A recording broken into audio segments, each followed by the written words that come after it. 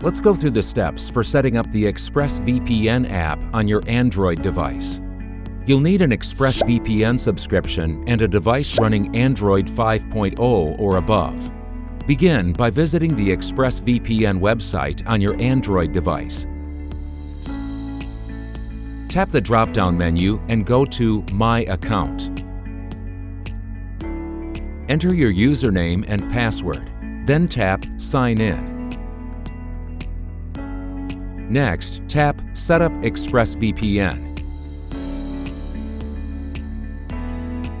Tap Get it on Google Play to show the app on the Google Play Store. Select Install, then open the app. To sign in, enter the same login details you used for the ExpressVPN website. Once signed in, a message will appear asking you to allow ExpressVPN to obtain anonymized analytics about your connection. This data is used to help improve our service. It never contains personally identifiable information. Tap OK if you would like to share this data, or select No Thanks if you'd prefer not to. You can change this setting at any time within the app. Another message will appear requesting permission to set up a VPN connection. This appears before installing any VPN on an Android device. ExpressVPN will never filter or monitor your network activity. Tap OK. Now you're free to use the app.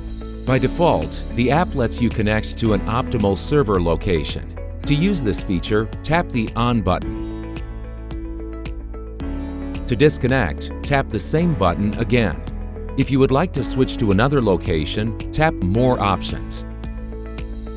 The recommended list of server locations offers the best connection rates and speeds based on your current location. You can also choose from the All Locations tab, which has drop-down lists of all server locations available.